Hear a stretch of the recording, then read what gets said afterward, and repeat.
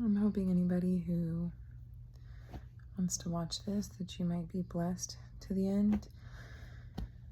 To be honest, for me, I'm just tired of giving my testimony a million times to whoever I meet, and so I thought it'd be easier to just condense into a YouTube video and then just share it with people and have business cards and whatever.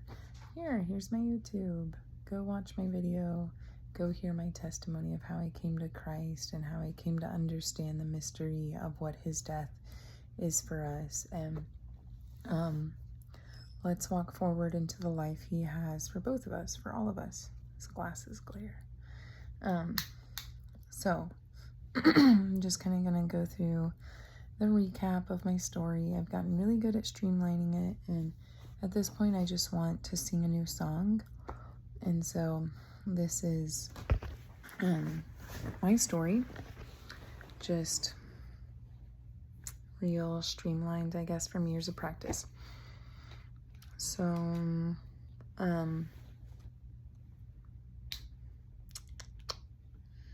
where to start? Oh gosh. I guess I could start when I was 19. I lived in Austin. I moved there. I only lived there for about 6 months, y'all, but Austin got me. It wasn't long till I was kind of digging into all the religions and all the, Hindu, Buddhism. I remember thinking it was so cool to talk about the Matrix and how it was all illusionary, and I would just say these things like they were nothing. And, in my generation, as a millennial, it was cool to be like a philosopher and a deep thinker, but I also tend to think that's like a part of what our generation is. Just kind of psychologists in a way, emotional, and I often say responsible for kind of cycling and processing a lot of the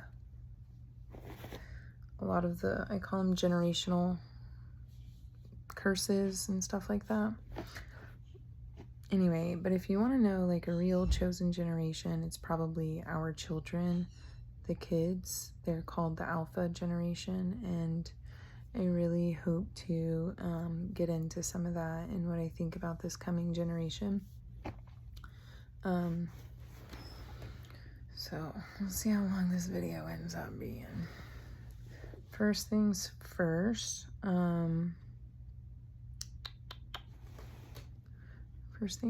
So I ended up having a nervous breakdown living in Austin. It was about 4 months of like going downhill after like a major stressful event occurred in my life. That being, I met my supposed soulmate, had this like really bad astrology reading. I know that sounds so silly every time I say that, but this man who was my father issues, he told me that my relationship wasn't gonna last with my soulmate. It broke my heart, and it all at once kind of pulled out this deep abandonment wound, I think, from my father that I didn't know how to process.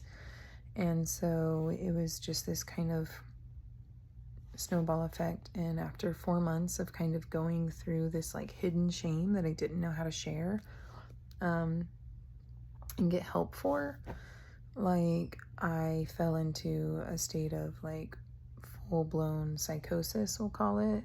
And it's funny because everything that I had been digging in, all my religion, worldviews, like that's the lens that I was in when I got thrust into this kind of world of psychosis. And so, it was all fun and games. Everything was the Matrix. Everything was illusionary. And now here I am in this like heightened mental state, and like I'm legitimately like, is this world real? Like, and terrified out of my mind, like experiencing this in a real way. Now, of course, I was kind of using different like psychedelic drugs and whatnot. And so there were just some other extenuating circumstances.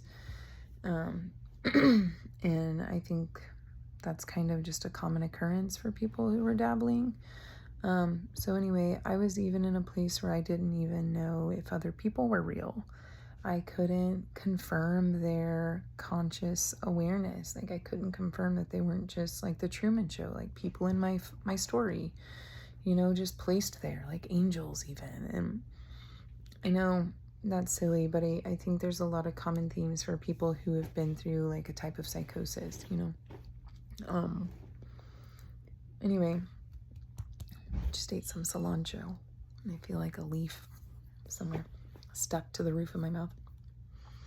Anyway, continuing. So this was kind of the first instance of meeting Jesus too. Although I was terrified out of my mind, like I was so scared of whatever this God force was, the spiritual force. It was the universe. It wasn't personal, right? And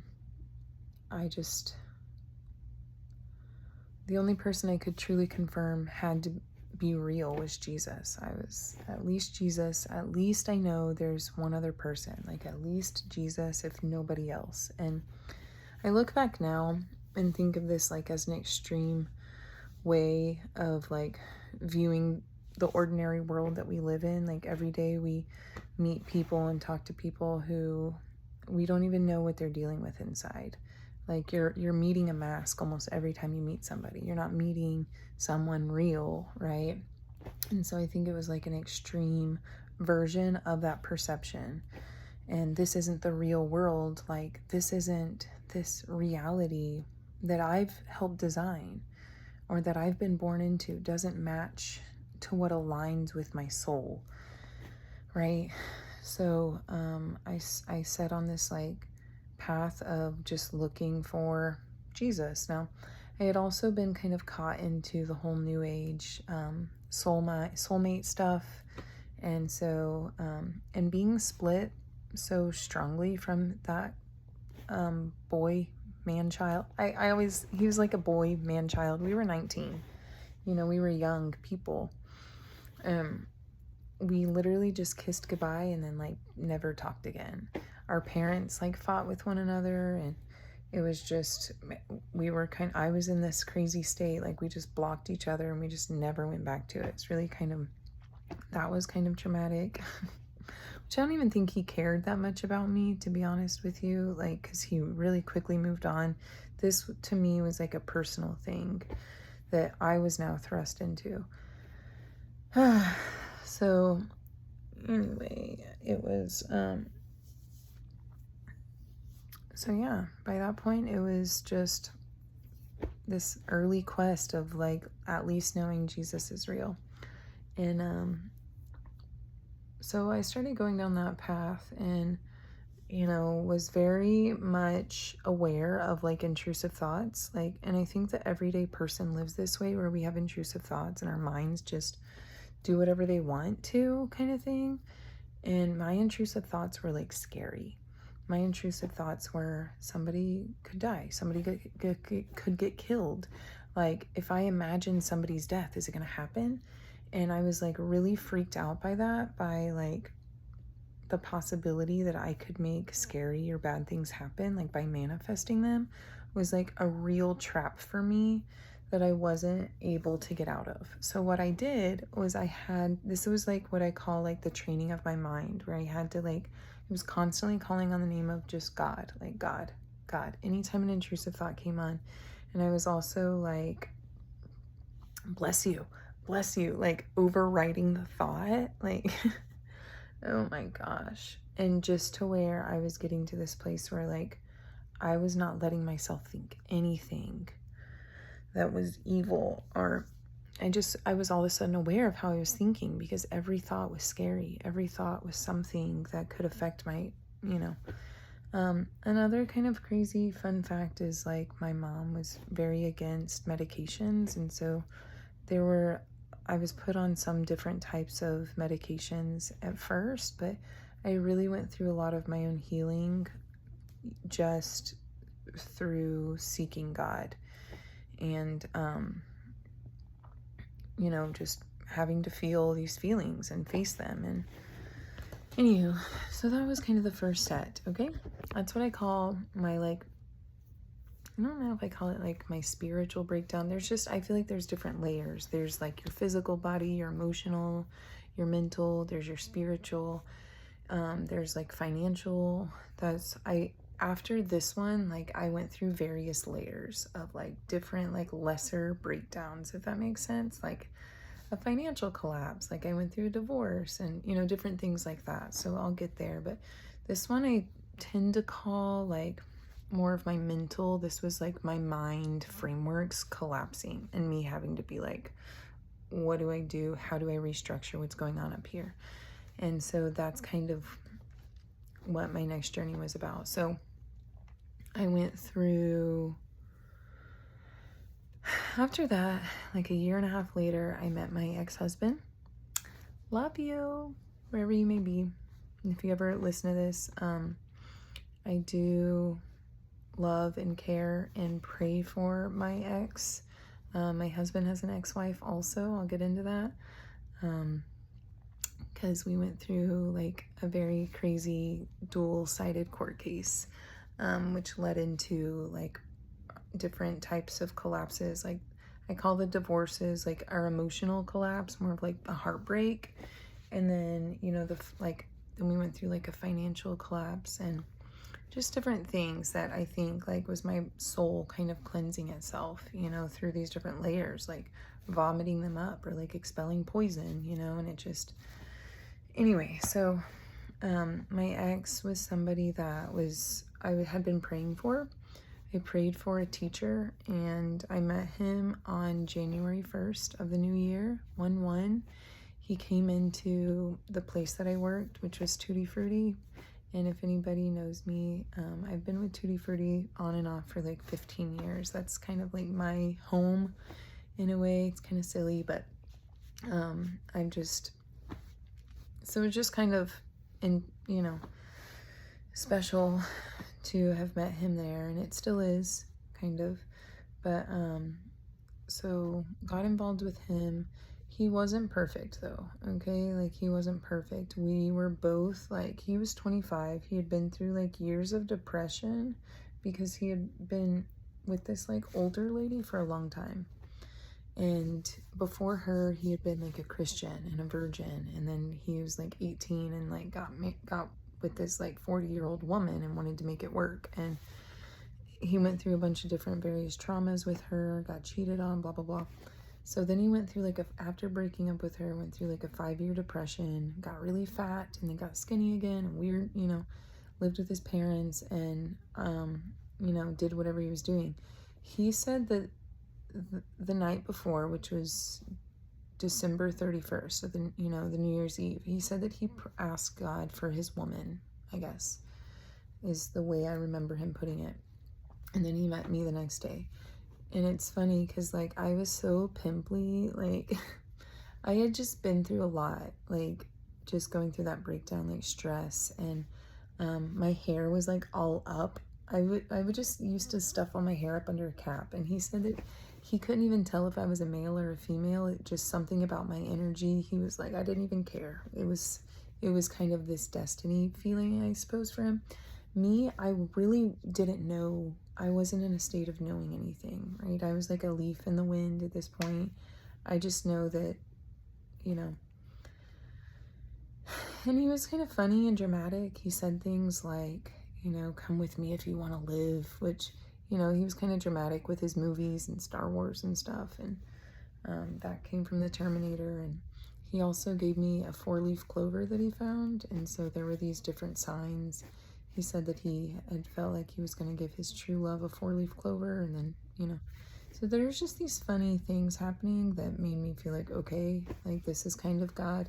And he was also like a Christian, at least in his mind, or, at least in his basic beliefs. Now I know,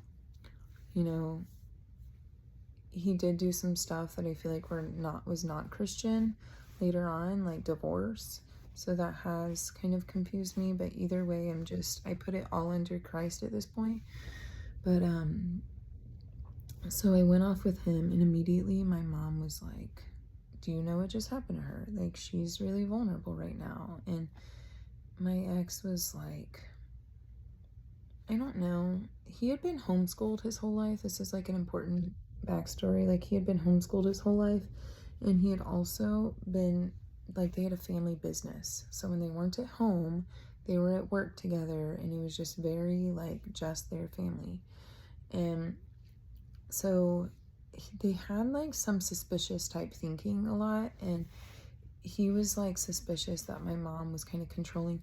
Also, his mom was very, they had this whole narrative about the single mother and what she does, and because her mom had been a single mom, and they had these different issues with women and mothers. And so I didn't really know any of this, and of course I'm just kind of going with the wind. Like, I didn't have a lot to go off of. And so he just immediately is like, your mom's like saying things about you, like when you're not there, like she's telling me all these crazy things. And I was kind of like, well, yeah, I did just have a breakdown. Like, I wasn't that weirded out, but I guess in his family culture, that would have been something like, you're talking about me behind my back. And so he immediately was kind of like put off by my family, and which just put this wedge in between everybody. And either way, I was kind of like, I was honestly like just gonna, who even knew what I was gonna do? I was just gonna do what was gonna be put before me. I was literally like a leaf in the wind at this point. Like, and my mom was honestly probably trying to protect me from that. But regardless, I went off with Tim. Eventually we did conceive our first child, my first child. Esther is her name. And she's now 9. But so we got pregnant. I did hide it from my family because at some point, like, my sisters got involved. I have 2 older sisters, and it's a very like female-centric household. Like, they all thought that he was like a snake and he wasn't good. And so at some point it was like there was this wedge, and I was in the middle, and I was trying to learn how to be like a Christian at this point, really structuring through my mental. This was me like putting my mind back together, and being there was really like a place for me to be able to grow. Even though there were other ways where I felt very isolated and alone and not understood, because I kind of came in with all this funny, weird spiritual knowledge, and Tim knew nothing about that kind of stuff. Like, it was kind of more like, I remember asking him about where is God, and I was talking about parallel universes and if aliens existed, and I'm all in this like, and he's like, I just think of heaven as like right up there. And his simplicity like really affected me in like a healthy way. Like, I was just like, oh, like I can think like that. And so being with him, I really had to like reframe a lot of my thinking back into something very simple. But I felt alone in a lot of that. Like, there was a lot of things I was hiding. Like, there were just things mysteries that I needed to know about, and I think Tim was just like, he wanted to give me a child and give me a house and like let me grow up. But he was like teaching me about other things. Like, he was teaching me about divorce and how divorce wasn't good. And my family had been through divorce. Actually, I was the 4th generation with him. Like, that was 4 divorces, from great grandparents to grandparents to parents to me. And so my whole, I was riddled with all this divorce. And so I just kind of made a trade for a different kind of thing I needed to think about in my mind. And I guess at one point I just started getting too heavy for him, because he started going through a lot of like anxiety. He started thinking that I might be cheating on him. Like, different things from his storyline were coming up, and we just weren't strong enough to know how to manage it. My family was like this huge part of me that, everybody was separated, and I felt conflicted. I didn't know why my mom was this like bad person, and I felt like maybe she was, and I couldn't tell what was going on. Like, I was very confused. And I guess I have to put in like a little backstory, because, and this like really matters like a lot, because it's really affected my life and is a big part of like who I am. It's just my relationship with my father. All of us are affected by our fathers, whether you have a relationship to them or not. Even if you're an orphan, God bless us all. But my dad had been married 3 times. So he had his first wife, my mom was the second wife, and there were 3 girls. I'm the youngest. And then he has his last wife, and he has no kids with her. And the first wife, he has a son. So I have a half brother. And she apparently medicated him from a very young age. My mom looks back and says that it was really weird how he would come to her house at like age 2 and have this whole bag of medicines. And and apparently she had some kind of psychosis or schizophrenia or something herself, because my dad's mom, my grandma, recalls like her calling her and saying like she was going to hurt the baby. And that was at the time when she fled from left my dad. And I'm not saying my dad was perfect, because he wasn't even perfect when he was married to my mom. And so, but still there were just these different aspects going on. And I think in 90s culture, 80s, 90s, like divorce it was like a new thing to explore. Well, even more so back in like the 60s. So my grandparents got divorced, but then they got back together and divorced and back together and then finally divorced, and then he died. It was weird, but anyway. But so by the 80s, 90s, half of America's getting divorced. It was like very prevalent, and obviously kids would go to their moms almost like immediately. That was the way it was. And so she would we think she like fostered dependency in him, because he's now like in his 40s, he lives at home, and by all intents and purposes, he was like a normal functioning child, probably with some ADHD. And so he was, when he was 18, she filed for disability and started suing my father. And so I grew up under my own court case. Like, I grew up with my father. My mom says one of the reasons she divorced my dad was actually because he wouldn't fight for custody with my brother. And she was kind of seeing these things happening. And anyway, so he went through this whole fight, and it literally lasted for my whole life. When he was 18, he's disabled, even though I've been medicating him since he was 2, 3, whatever, as early as I could. And so we think it's like a case of Munchausen's by proxy, but it really caused my father to be out of my life a lot of times. It was always like the court case, the legal battle. We pay $50,000 a year for lawyers and blah, blah, blah. And this is still going on. Like, I'm 33. I think my dad won his first court case like a couple years ago for the first time. And all he was ever asking for was like a second opinion, take him to the doctor, get a second doctor's opinion, things like that, from my limited knowledge about it, just growing up under it. But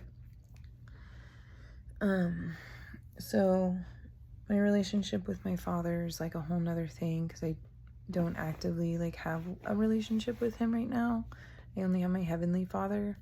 I think all the stuff with the court drama really just made my father think like, who cares if they're my kids? Like, I need to choose life at some point. And so by the time that I came with my trouble, my dad really didn't want anything to do with it. And then when I got married to my ex-husband, my dad was really approving. And then when we divorced, like, my dad went back to thinking I was crazy, and and he just kind of hasn't talked to me since. And so, that's like a wound, but I kind of understand too, in a way, because I've been through my own court case now, and it was like on epic proportions. So this is what I frame as like a recreation of like learning about my father's heart, just like the children turning back to their fathers. So at some point, like, Tim just decided to leave me. He thought I was cheating on him, which I wasn't, but I was talking to my now husband. So maybe that was like emotional cheating, but like, I'm telling you, dead honest, like, I had no clue what was happening. I had no clue that it was coming to that. I was just like kind of led by signs. Like my husband's birthday was the same as my like ex-soulmates, you know, which was a significant number. There 707. I was, you know, that was significant to me, but also just anything that made me feel connected to Reese. That was the first guy's name. Like I still hadn't fully gotten over him. And I did try telling my ex-husband that at some point, and he was kind of just more scared by it than he was accepting. I was trying to confess, like maybe that would make us closer.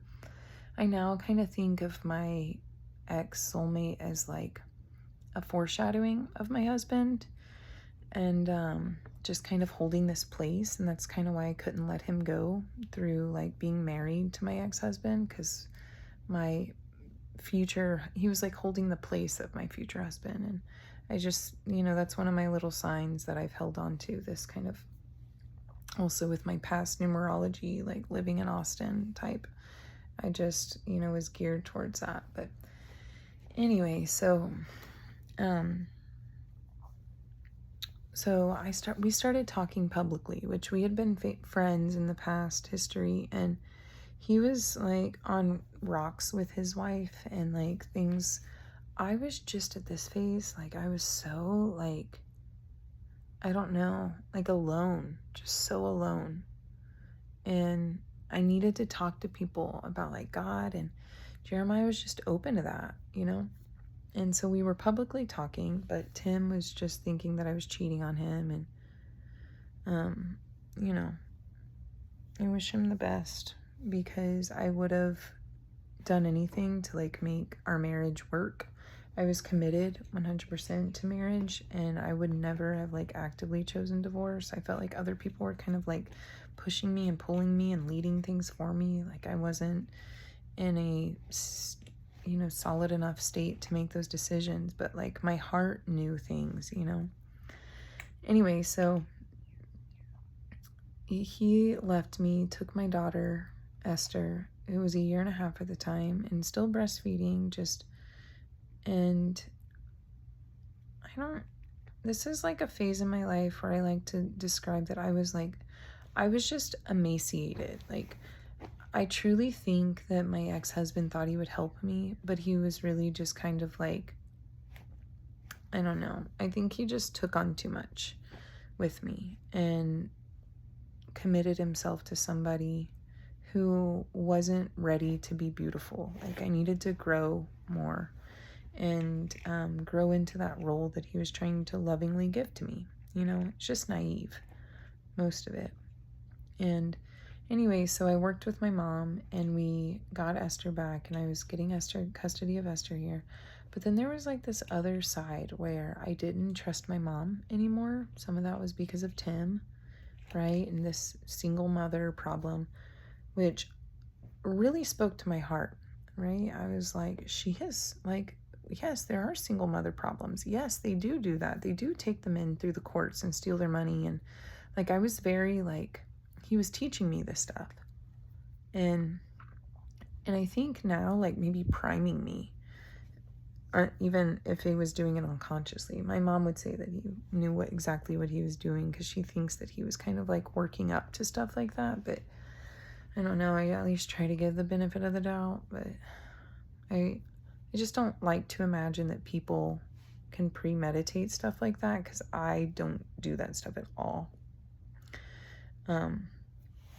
So anyway, I think just experiencing what my dad went through, it really spoke to my heart. I was like, yes, they do that. They do take advantage of fathers through the courts. They do, you know. And so because of all that framing, I don't think that I would have ever like done anything bad to him in the courts. So when I moved back in with my mom, me and my mom were arguing so much. Like I didn't know if she was to blame for why my marriage broke up. Like I didn't know what was going on. I was very like, and then at one point she wanted to put me back into a mental facility, which kind of has been a theme like for like the 15 years ever since I had that nervous breakdown. Like my mom was so traumatized by it herself that I think she never really got past the like, Lauren's crazy.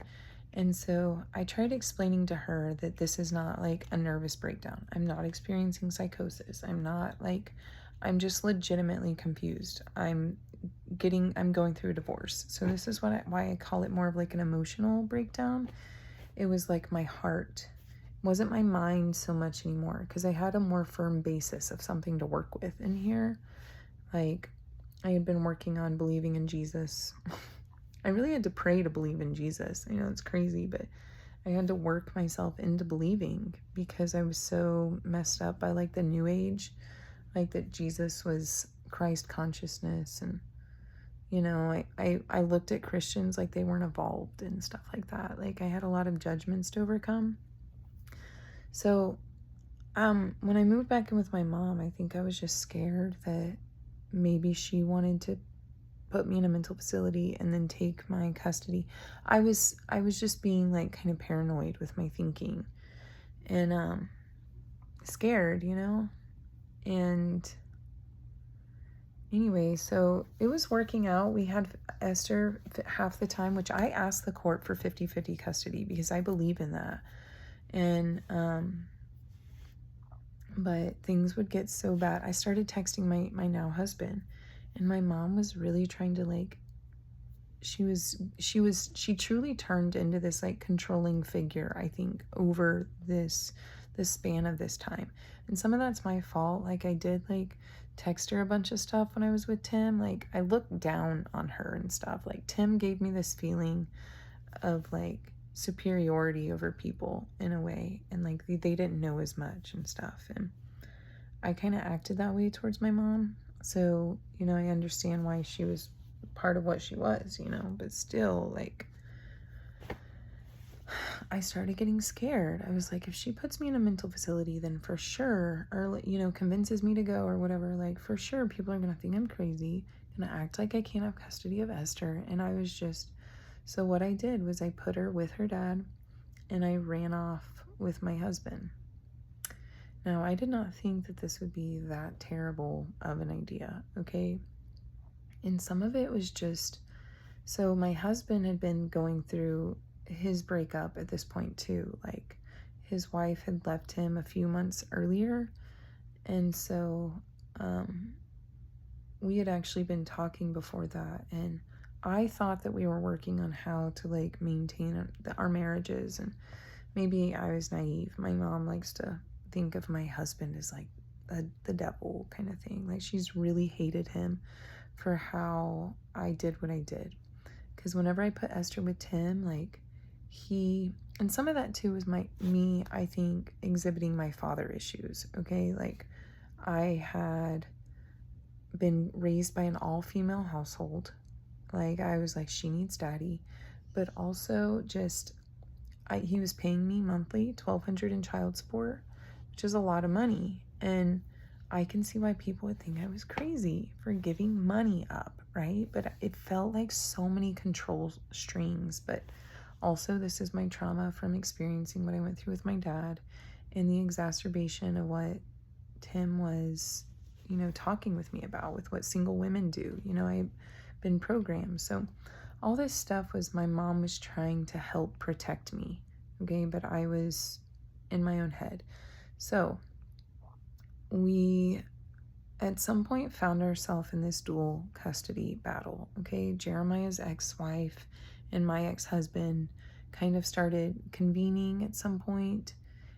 And whether or not they were truly friends, which I think they are actually Facebook friends now, I think that what it felt like was, that like the spiritual emotional experience of being in the middle of these two court cases where my husband had an ex-wife and I had an ex-husband, like, it felt like the grave.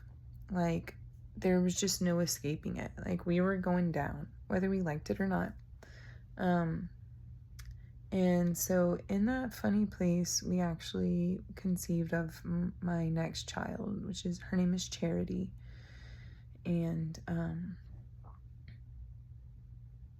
so I like to tell Charity that she was kind of born into, like, I told her, I was like, by the time you were born into so many tangles, Charity, that it might as well have been like a hairball. But it was like the same way like how Jesus was born into a manger. Like there was no place at the end, you know? There was no place for this world to truly accept him. And that's what it was like to have Charity. And her name is Charity K. My mom told me it sounded like Charity Case. I should name her that, but that's a part of our testimony. And so here we were in this beautiful place. It was beautiful at the same time, you know, and we were stable. We had jobs. I got to be a stay-at-home mom. We were up with all our court dates. Like we were really trying to work with Sarah, which is Jeremiah's ex-wife. We're trying to work on getting custody of Edgar. And then, but it was like the beast had been unleashed for me, like with my mom. Like I'm telling you, like she really became everything that I think we just spoke over her. And like we fought, like it was bad. And it really affected my mental, emotional health. Like really, like I could not find peace. So the orders that we agreed to after that was that Esther would come and be at my mom's house with me, and it would be every other weekend.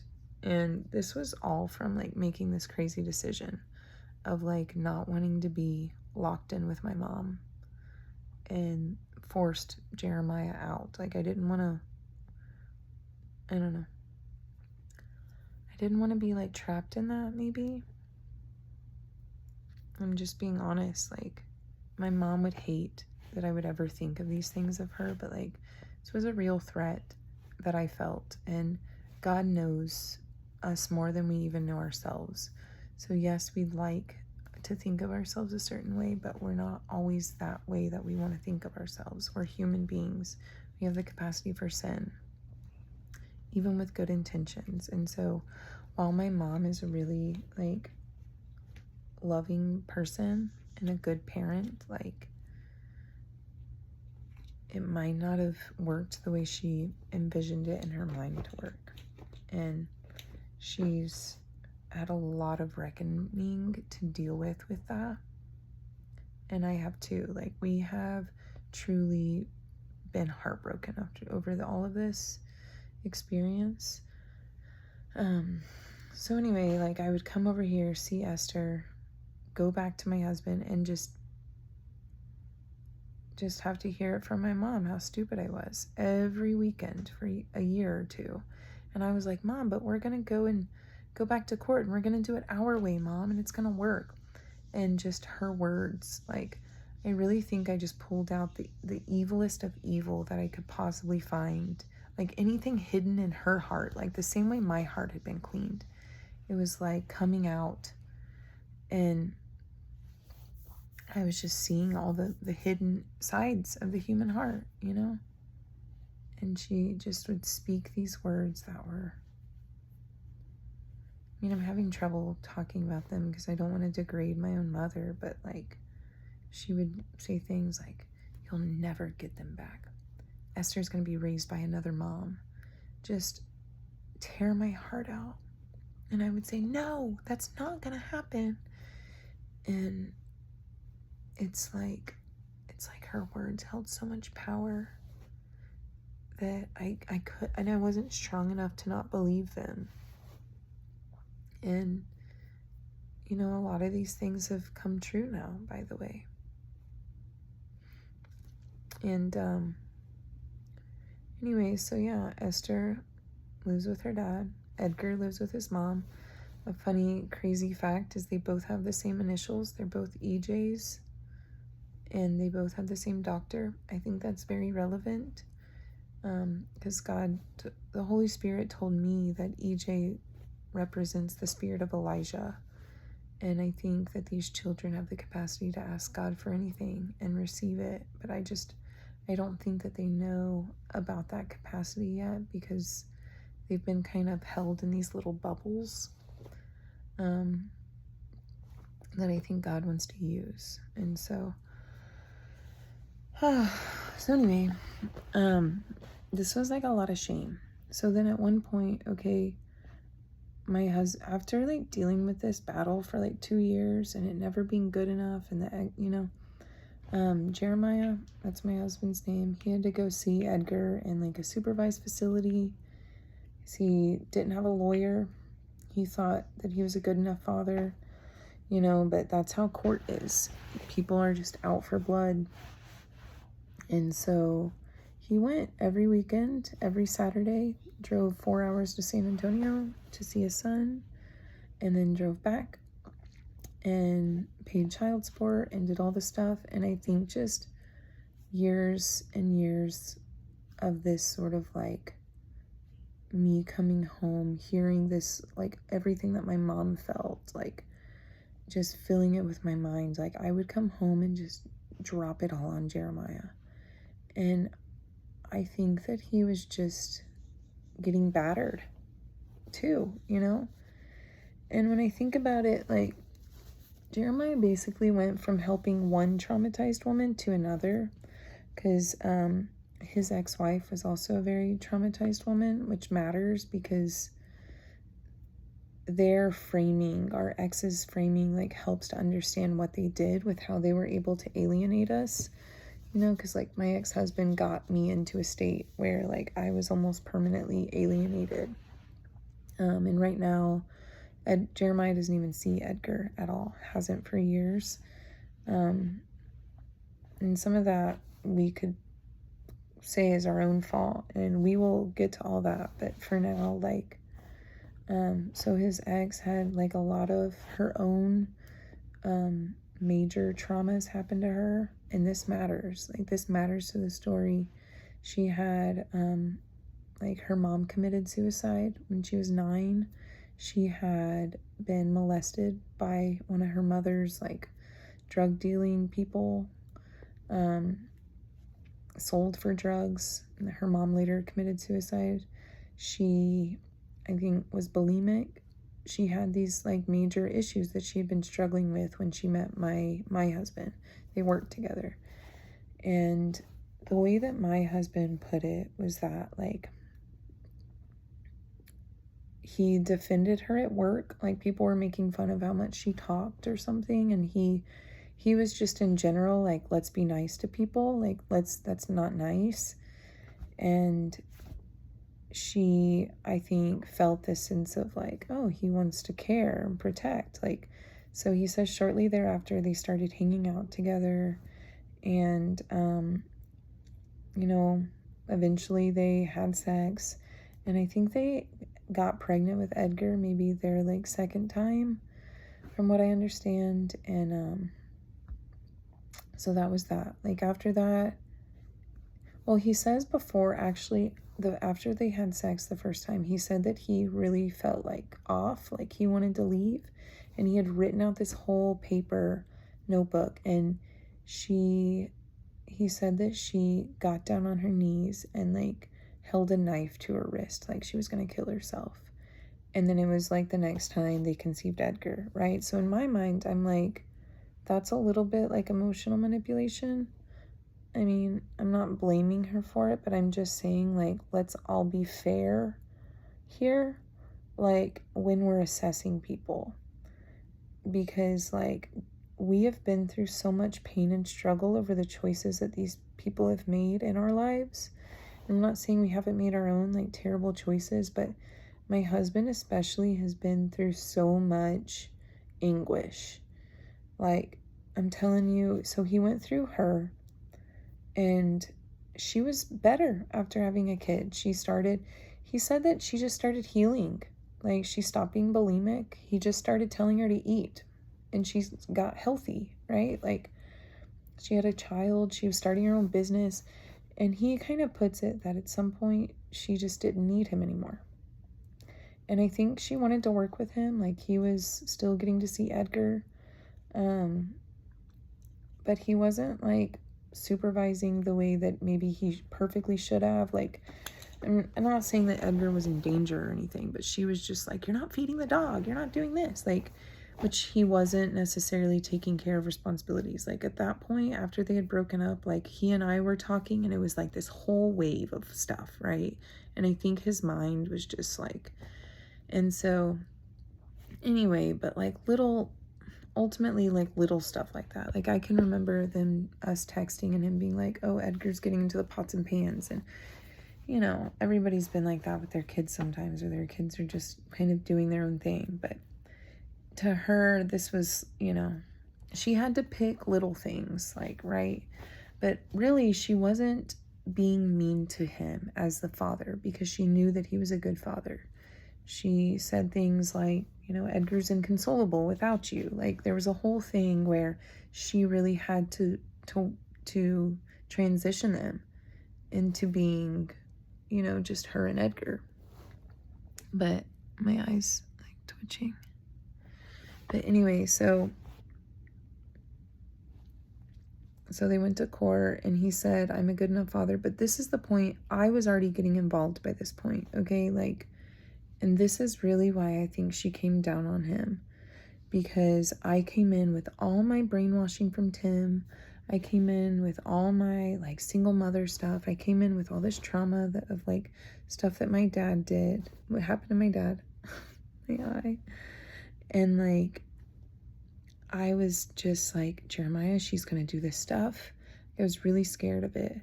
And he was very much like, wanted to handle things his way. He was just going to do his stuff. He was going to pay the child support. He was going to do his stuff.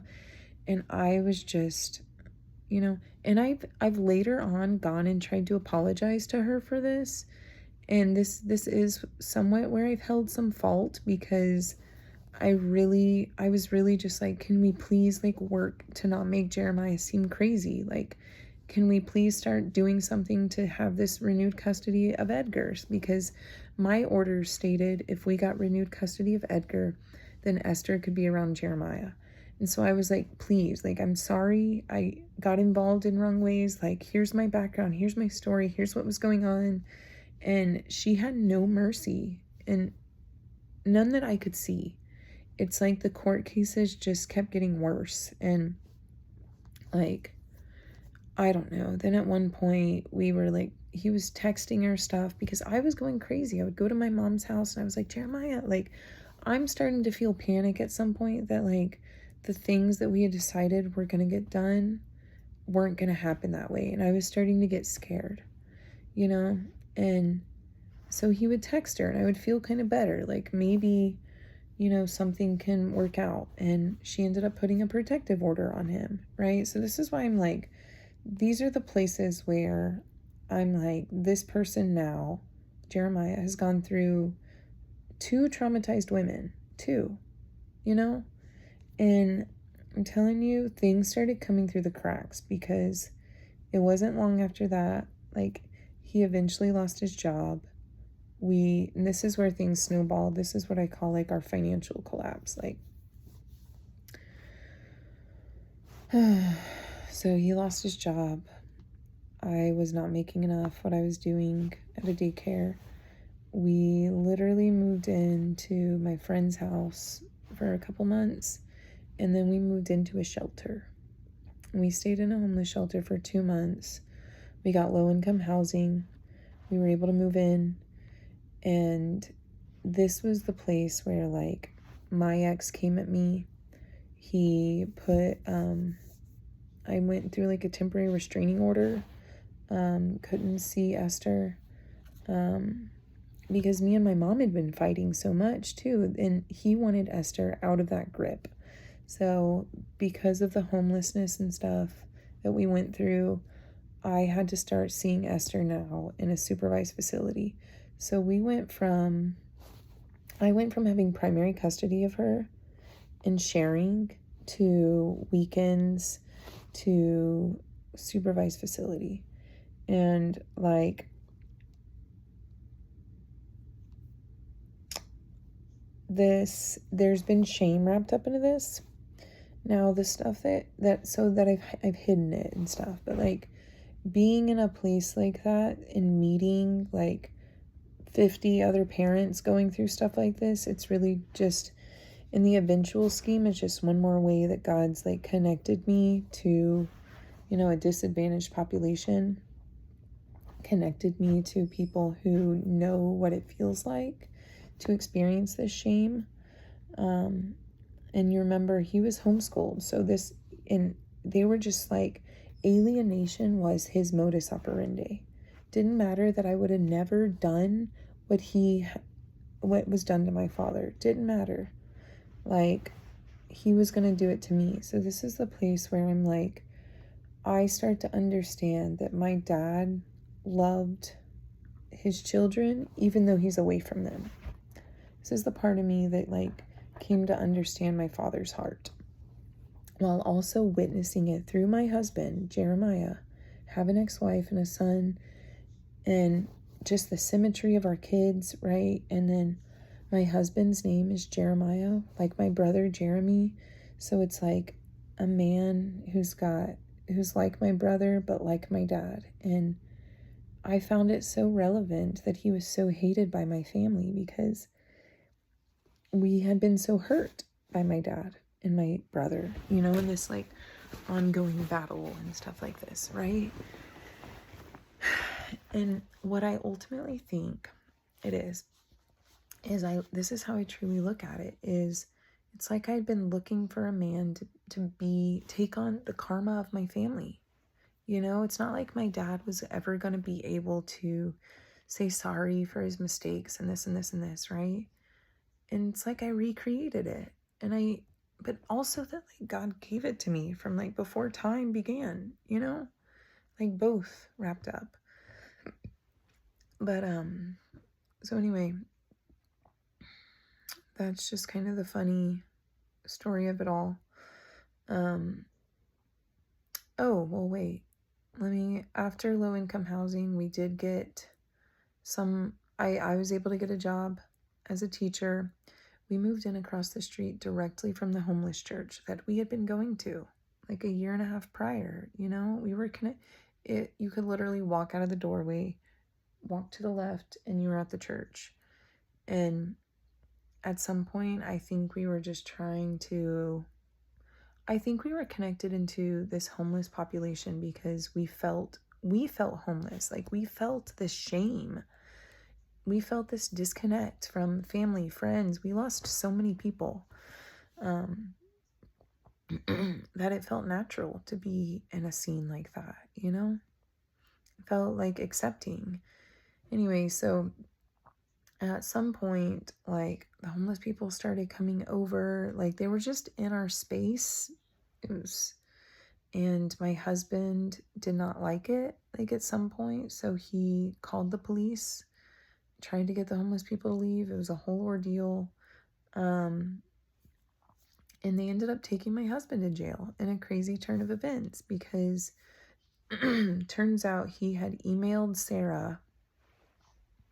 And he says now that, like, because he had been blocked on Facebook and so he had been texting that Facebook Messenger thing, thinking that they weren't going through, but like using it as a way to like cathartically release stuff maybe.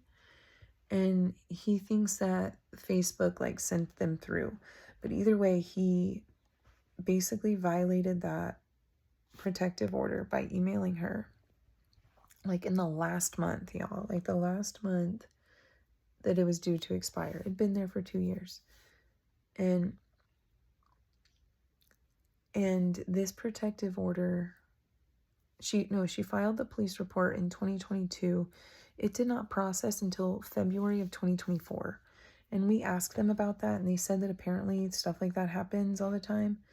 But like, so this was February, and then he called the police, and it was like maybe March. He got taken to jail on my birthday for that. And then we went through this whole thing where the homeless people called CPS on me. And honestly, like, this is like a huge part of my shame cycle also, is like, I went through like a whole CPS case. From what I understand, this was voluntary. That's what I was told, because I did not have to go to like the court of law. Like, I did not have to get forced into complying. They were honestly offering like a bunch of resources. Like, I was going to get access to free daycare, for example, free counseling services. And it was kind of just something that I needed to, because I ended up moving back in with my mom, and it was kind of just this oversight that I felt like I had to kind of protect me and my mom to get some of the kind of healing that we needed. So I went through a whole CPS case, and the way that I've perceived it is like, it was like all at the same time. All at the same time, like, I encountered this energy again of these people coming in to try to take our children, and seeing that it wasn't going to happen. Like, it did something for me spiritually, emotionally, mentally, to like face that energy again, that threatening energy, and know that there's nothing that can threaten my family. It did something to like pass my PTSD, which, by the way, I was actively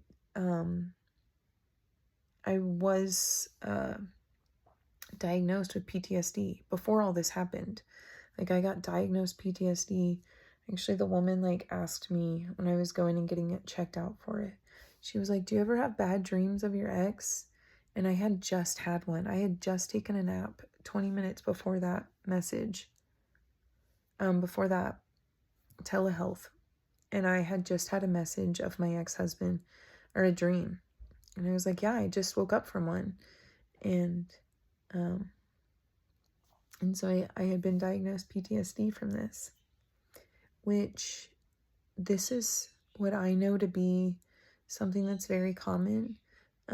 People don't often go through this as like drastically as we did. We went through like a dual-sided court case, and there's, other than that mental health like breakdown that I had in 2019, there's been no other like mental health crises. Like, everything's been emotional. Like, everything's been just post-trauma. Going through the courts every time was scary. I got diagnosed with like a adjustment change disorder with anxious tendencies. And then and I just sat in shame, y'all. Like, and shame just made everything worse. And so, yeah, went through all that. Oh, there's no like major drug use. There has been marijuana at times, but no major drug use. My husband's diagnosed autistic. He got diagnosed through all this because he had to take like mandatory psych evaluations. Like, this is just what I know to be this, like, it's like that whole song, "When a Heart Breaks, No, It Doesn't Break Even," you know? Because like,